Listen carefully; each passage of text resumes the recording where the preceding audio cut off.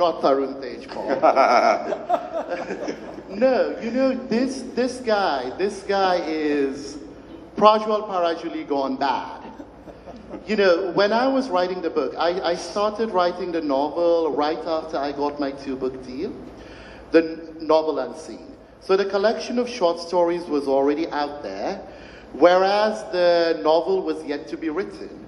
And a very large part of me was wondering what the hell I was doing, because the Indian media, the very, very generous Indian media, or South Asian media for that matter, had bestowed on me one delightful sobriquet after another. The next big thing in South Asian fiction, the harbinger of the resurgence of the short story, the latest toast of the international literary world. Not one of these papers had read a word of what I'd written.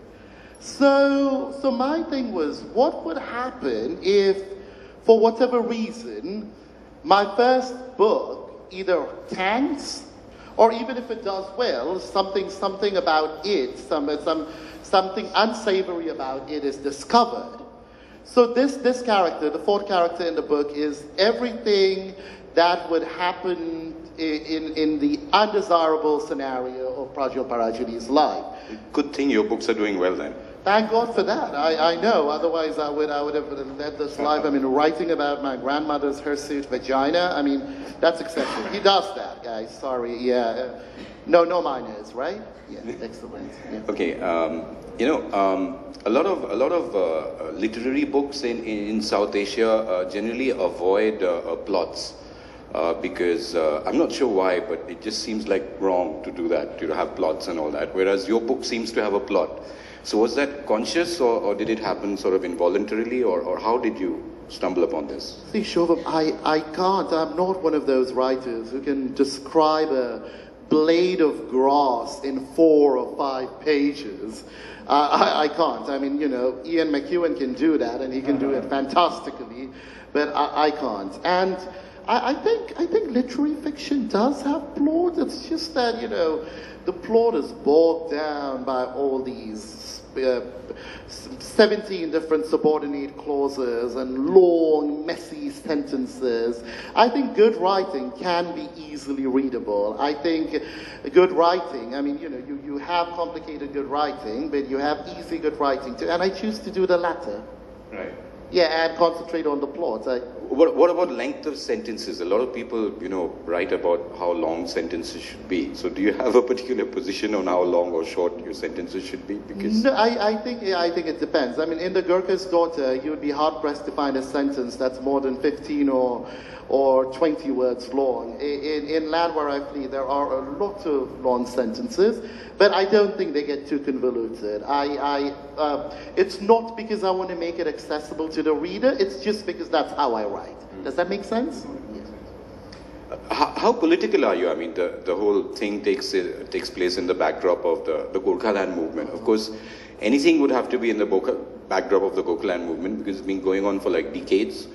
So it's kind of necessary that if you live there, then it's kind of the background, right? So, but how political are you? How important is that part of it? I mean, I think the Gorkhaland movement is a very, very valid cause. I do. I think it doesn't make very much sense for a Nepali-speaking majority region to be under the regime of a Bengali-speaking state. But I don't use my fiction to address those issues. My fiction, I write these novels, I write stories to simply tell stories. Now, often people will ask me, then how is it that there is so much of social, political, or whatever element in your book? That's because you can't really write about people without writing about their surroundings. Absolutely. And for, you know, this family has its one foot in Kalimpong and the other in Gangtok, Sikkim. So for people in that region not to be affected by what's been going on since the 80s, they would have to be living under rocks. Yeah. And which is why you'll find a very, very big Gorkhaland component in the book. Right. Yeah. So would you like to do us another section from your book now? Sure. So Chauvin has spoken about the obnoxious writer, who could be me, according to him. The obnoxious writer decides to make his presence felt at a certain point in the book, and he and the eunuch, Prasanthi, no minors, right? No, Prasanthi, have a little conversation here, okay? So, at this point in the story, this writer is trying to make good with the grandmother, okay? But the grandmother, being the strong woman that she is, has sequestered herself in a room. So here's what happens. I try coaxing the door to Amma's room open. I knock at it pressingly. I push it with all my might. No one knocks in this family. No one has boundaries of privacy. No one has a sense of space. The door is locked from the inside. She who scorned privacy, always maintained that there was no need for it, is now clinging to it. Amma, can you hear me? Amma, once, twice, 3 times. The red door opens, creakily, uncertainly, reticently. Inside, through the small opening, looks out Prasanthi, a man and a woman and a man.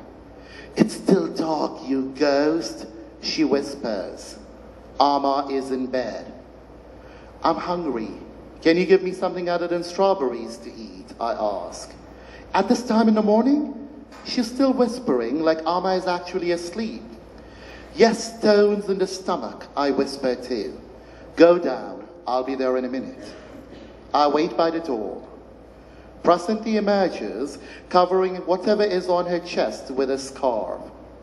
Quickly, before I can figure out what she's doing, she inserts a key into the keyhole and locks the door. The key, along with its family of jangling siblings, goes into the vicinity of the eunuch's bosom, the sanctum sanctorum where all is safe. Inside, the snubber of privacy is locked in a private sanatorium. My plan to sneak in is thwarted. I'd have to find some other way to see the old hag. Someone snores. I can't make anything elaborate, Prasanthi says. Can you do with noodles? Why? I ask. No, Maggie. No, why? No. I pull a chair from the dining room into the kitchen. What now? Will you watch me cook? She asks. You want to talk? Just want to talk to you. No one wants to talk to you. I'm surprised those people did. Amma wasn't very happy. You haven't aged a bit, I say. I know, I'm a beauty queen. Prasanthi pours some water into a saucepan, breaks the Maggie in half, and throws the 2 pieces into the vessel with the same graciousness that I vividly remember. What happened to your Dara? She asks. Went to a dentist, got braces, they fixed my teeth. Your gas must like your repaired teeth. Gas, where I come from, in addition to being the kitchen equipment you use for cooking and the cylinder on which said equipment works, of which there is forever a scarcity around here, is also your girlfriend. Don't ask me why. The educated use it mockingly, disparagingly. The masses say it with solemnity, like no synonym would do justice to the love of their lives. Don't you say condo these days? I ask her, using the Nepali word for but. No, I've grown up, Prasanthi smiles. I don't use bad words anymore. I don't believe you. Condo was your favorite word. Now it is lardo. I laugh and shock at her brazenness, at the lowliest word for penis she just used. Wow, I say, because I don't know how else to convey my delight. Wow. What wow, Prasanthi chides. Wow, like an ungrace who doesn't say no any other word. Will you make me your topic now? Topic. A word I come across every day, but whose meaning was so far removed from the connotation it held in my adolescence. Your topic is the object of your sexual affection. Topic of your chatti se, huh? Prasanti asks. I'm slack-jawed. Chattis is 36, the number. Chattise with the suffix somehow means 36 strokes of the penis for the purpose of self-pleasuring. The number of strokes that is purported for your member to spit semen out. Chattise is the most creative, if substandard Nepali word I know, but it is just one of the many clever words we have concocted. We Nepali-speaking people use our language ingeniously.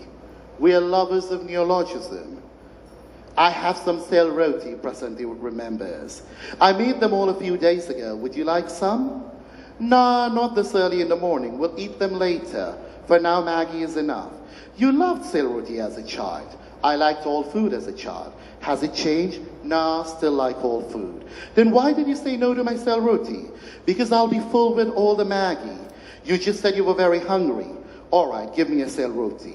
No sale roti for you now. My sale roti isn't for picky people like you. I'm dispatching half of what I made to those idiots at the Kalimpong factory. They say it's the best sale roti they've ever eaten. Do you still dance? I ask Prasanti. A showman recognizes another showman. We know better than to let go of an opportunity to perform. I dance only for special people like Amma. She hands me this soupy Maggie in a bowl. It's hot, you Ulu. Be careful. So you won't dance for me? You're Amma's enemy. You're my enemy. Entertain me while I eat. All right, I'll sing.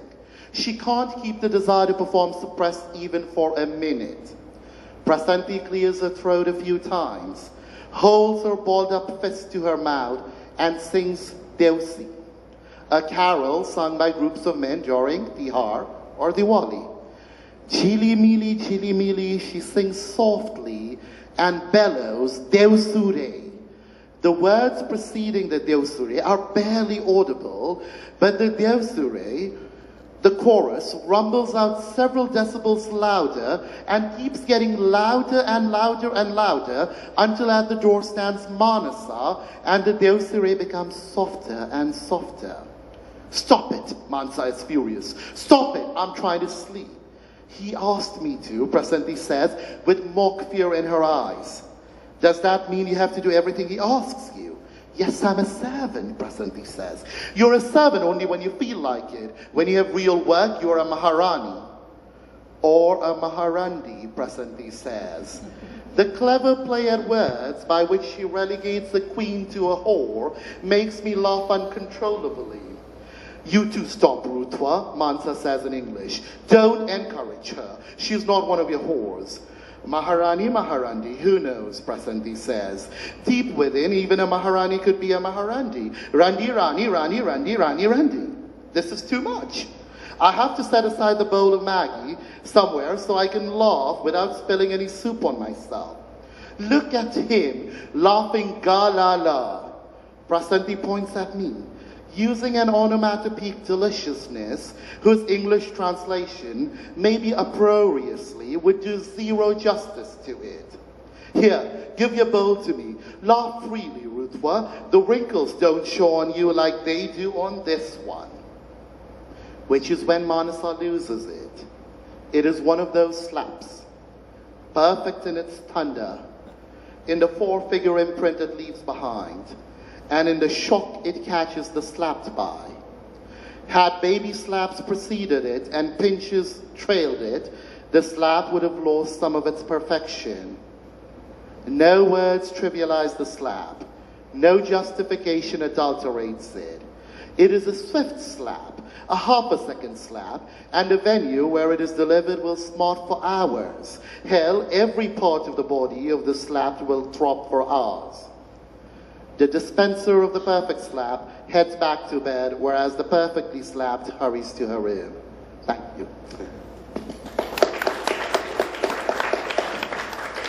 I saw 7 people walk out after the first bit, so maybe I am doing something right after all. No, but that always happens. People come and go, but because you're shuttling between sessions. But You know, that's a wonderful passage because it cues my next question, which is that, of course, I'm very grateful because my vocabulary of Nepali has improved considerably. Like, you can't forget a word like Chhatisi, right, and what it means. And thanks to reading this book, I now know enough to get beaten up next time I go to Gangtok, and I really count that as like a win. So what I wanted to know was, are these all like real words, or did you sort of make up some? Because galala sounds like it couldn't be a word, right? Oh, my you God. made that up, right? These are Admit real it. words. I mean, these are the kind of words you'd use with your parents, of course. I mean, unless your father is what's his name, the Kingfisher guy, Vijay Mallya or somebody. No, I mean, these aren't really the kind of words you'd use with your parents or with your teachers. But I mean, you get together and you drink a little, and when things go out of hand, as people say, there is nothing like cursing in your mother tongue. There's nothing like cursing in Nepali. So it's all in there. These people are primarily talking in Nepali, aren't they? When they're talking amongst each other, they're primarily talking in Nepali. The siblings are talking to one another in English, which is what often happens. Okay. The grandmother doesn't know any English at all. The servant doesn't know any English at all. And the servant hates it when the siblings speak in English because it's a surefire way of abandoning her, of making her feel leaving her out of the picture. Yes. Yeah, absolutely. So how do you decide which words are going to be in Nepali and which words are going to be in English when you're doing that dialogue? How do you, because I can never figure that out. So how do you decide that? If a word, if a word is going to lend more flavor to the story, and if I can explain it in a sentence or two sometime later, so it does not alienate my Western reader completely. I mean, the Indian reader would maybe get a gist of it because there are so many similarities, but I use it. I use it and there are some words that you have to use in order to convey the criticas of the language. So it's often trial and error. So you slip it in